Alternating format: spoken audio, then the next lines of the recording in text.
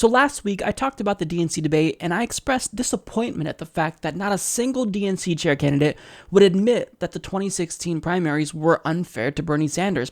Now, this time at a DNC forum, all of the candidates were there, and they had a second chance to actually address the rigging of the primaries because they were asked what they would do to try to quell those hard feelings that came about due to the rigging of the primaries. And again, not a single one of them addressed it, and in fact, all of them tried to evade the question, including Keith Ellison, and one of them may have even implied that Bernie Sanders is partially culpable for those hard feelings. So let's watch. Obviously, there are still some hard feelings, probably among some of these folks, about what happened in the primary for president. The Sanders faction versus the Clinton faction. How do you get beyond that? As the chairman of the party, what do you do? And let me start in the middle this time. I bet no one says that about you too often, Congressman, but let's start with you. You know, as I pointed out a moment ago, and all of us know, Donald Trump is about to be sworn in as President of the United States. We have to come together in unity across all of our different points of view. I supported both candidates, one of the primary and one of the general, and I was proud to support both of them. I'm proud of both of them. I just want to say that, you know, I went to multiple states for both, and I was glad of it. Now, I just want to say that, you know, part of unity is being a chair who will go where people are conflicting and help them sort out the conflict. When I went to the breakfast in Philadelphia for Nevada, I had good friends in there who were on different pages. And so I tried to mediate sort of a little bit, and they said, well, you come to Las Vegas and help us talk about how we get on the same page. And I said, I will. And I did. And we sat in a room for 5 hours talking about different points of view, hearing people out, responding, and we came out with a document that everyone signed that allowed for unity. And then the Nevadans went out there and won for Hillary. That's great. So let me tell you, we got a fight ahead of us. We got to come together, and we will. And if I'm the chair, I not only will preach unity, teach unity, I will go where people are conflicting to bring us together. That diversity is our greatest strength as a party, but it also creates issues and conflicts and challenges. But if we could focus on the things in which we do well and that we all agree upon and use that as the foundation for how we move forward, then this party becomes united. I see a lot of false choices, and I'd like to sound a warning about some of the false choices being presented to us as a party right now. That we have to choose between one wing of the party and another. Or that speaking to white working class voters somehow means abandoning the moral foundation of racial justice that makes our party what it is. Those are false choices. I know when you start, especially when you're introducing yourself, people want to fix you on a spectrum or they want to fit you in a category. Maybe just my personal experience makes me inclined not to go for that. I'm a church-going, red state, millennial, progressive, antique-gun collecting, intellectual war veteran. I don't fit in anybody's categories, and most Americans don't think of themselves, and most Democrats don't think of themselves as fitting so tidily into the categories that sometimes are laid out for us in stories. We've got to rise above because our values are the right values, and when we lead with those values and back them with a formidable, on-the-ground organization, we will win everywhere, every time. We can confront this head-on and not feed them exactly what they want, like they were fed in the 2016 elections exactly what they wanted and delivered Donald Trump upon this earth.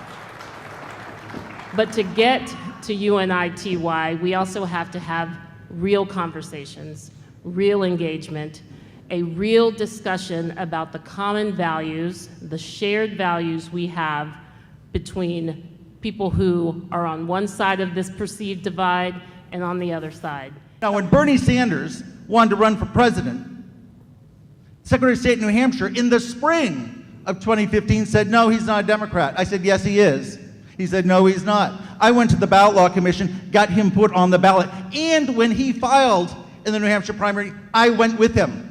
Because I wanted to make sure, in front of all of the press that was there, that the Secretary of State of New Hampshire accepted his filing and said, yes, indeed, his name was going to be on the ballot. That's what a neutral party chair does. That's what I'll do as DNC chair. The thing I hear the most in my conversations with DNC members is that you want to be part of a team. You don't want to simply be spoken to. You don't want to have a command and control structure. You want to be part of the decision making. We can enhance everything we do by doing just that. Our organizing. We've got to organize, and we do it better when we do it together. Making sure we tackle the scourge of voter suppression in this country. When we do it together, we do it better. And that is why I have called for the creation of a dedicated unit to do just that. I propose we have, at minimum, a monthly DNC call with the chair, maybe more, but at least once.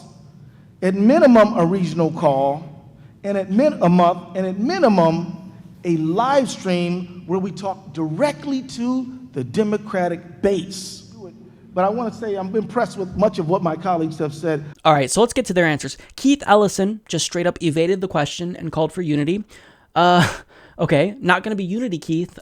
We can't move forward with a wing of the party that's in favor of large contributions going to candidates and them supporting those candidates. I don't want money in politics, and I don't want candidates who are funded by big business. So until that wing of the party acknowledges that, and until the DNC chair will acknowledge and apologize to us for rigging the primary against our candidate, there cannot be unity, and I don't want unity.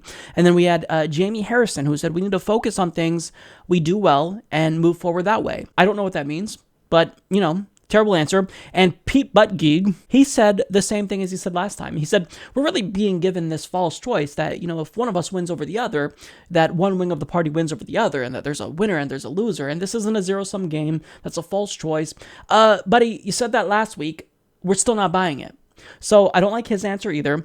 And then here is where we come to the interesting part. So when it comes to Jemu Green, she said, quote, we can confront this head on and not feed them exactly what they want, like they were fed in the 2016 election, exactly what they wanted, and delivered Donald Trump upon this earth.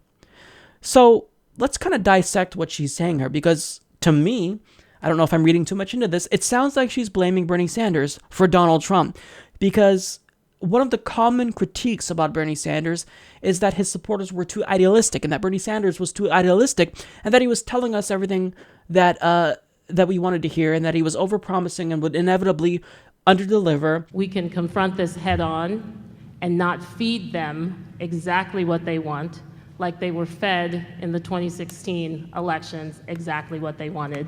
It sounds like she's attacking Bernie Sanders and blaming him for Trump. That's what it sounds like. Now, I can't confirm this. This is speculation, and she was pretty vague. Like, she spoke in vague generalities, and Jemu Green, she's been speaking in vague generalities and has been using platitudes, so I don't know where she really stands. But let me just say this, Jemu. If you really are trying to blame Bernie Sanders, you're going to have a fun time if you do become the DNC chair, because we will resist you harder than we resisted Debbie Wasserman Schultz, because now we have Trump as a president. We're not playing games. So Ray Buckley was really the only one that had kind of an adequate response. He said, you know, that Bernie Sanders was a Democrat. He argued against people that said Bernie Sanders wasn't a true Democrat, and that he helped Bernie Sanders gain ballot access and said he would be neutral. That's probably the best answer I've heard. But I want you to admit, the last DNC chair was not neutral. So by you saying that you're going to be neutral, that, that gives me a little bit of hope, Ray. But until you can acknowledge that the last DNC chair was not neutral, then I still don't trust you. I don't trust anything you have to say, because you're currently the vice DNC chair, and you were the vice DNC chair, and you served in the DNC throughout Debbie Wasserman Schultz's tenure. So did you speak out then? Did you try to stop her from rigging the primary? Did you push for more debates? So I'm sorry, you're saying kind of the right thing here, but I just don't know that I can trust you. Now, Tom Perez, he said, we've got to organize, and we do it better when we do it together. That's all he can do. He can only espouse platitudes. He does not know what to say other than platitudes. Lines that he memorized in front of a mirror. That's all he can do. Platitudes.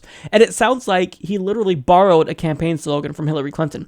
What was her campaign slogan? Stronger together. That's what he said. When we do it better when we do it together. How about you stop speaking in vague platitudes and actually address the main problem, the main catalyst for division, and that is your wing of the party, the corporatist Hillary wing, rigging it against the grassroots candidate. And then what's funny to me is that Tom Perez actually talked about tackling voter suppression in this country. And yes, I absolutely want to tackle voter suppression, but how do you suppose you're going to actually be an effective leader against voter suppression when the Republicans do it if you won't even mention voter suppression in your own party? I mean, what do you call closed primaries, where you literally disenfranchise independents from voting?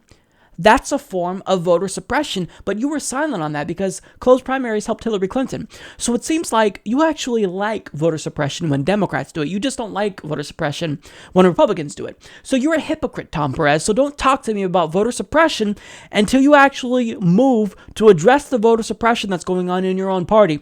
Now, Keith ended this all by saying that he's impressed by what much of his colleagues said. Well, look, I'm glad that you're impressed, Keith, because I certainly wasn't impressed at all. And in fact, I'm even more disappointed now than I was last week.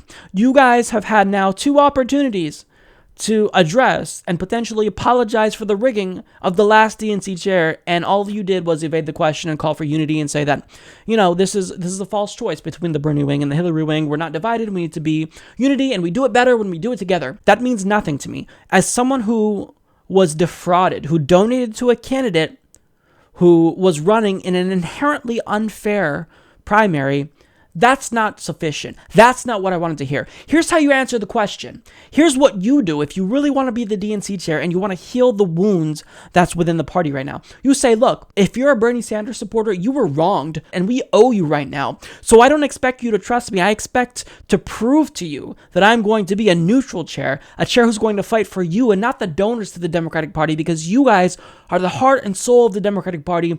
And we learned that if we abandon voters, we will not get the support that we need to defeat corrupt, unpopular Republicans. So yes, I'm sorry that the primary was rigged, and I acknowledge that there's this division, and I don't expect to heal the divide that's there right now. But here's what we can do, and here's what I can promise as the next DNC chair. Going forward, we're going to do things differently. We're going to acknowledge what we did wrong, and we're going to build upon that, and we're going to earn your trust back. We're going to earn the trust of every Bernie Sanders supporter that we screwed over, of every independent that we screwed over, and we're going to immediately take steps to eliminate closed primaries. We're going to make sure that no matter who runs in 2020, we have a minimum of 30 debates. Yes, 30 debates. Because that's what we do. We get the message out about Democrats. And yes, we will do the get out the vote campaign, regardless if it hurts or helps certain candidates. So that's what they should have said. If I were the DNC chair candidate, that's what I would have said. But these people don't know what they're doing. And regardless of who wins, we're screwed either way. And the only thing that we can do is take over the party at this point with Justice Democrats.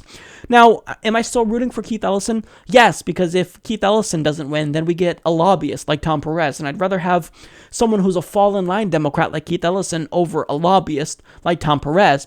But I'm still really disappointed in Keith Ellison. Any hope and optimism that I had in the prospect of Keith becoming the DNC chair, that went out the window. If he becomes the DNC chair, we still fight. So these candidates, they don't get it. Support this podcast by joining the independent progressive media revolution today at humanistreport.com.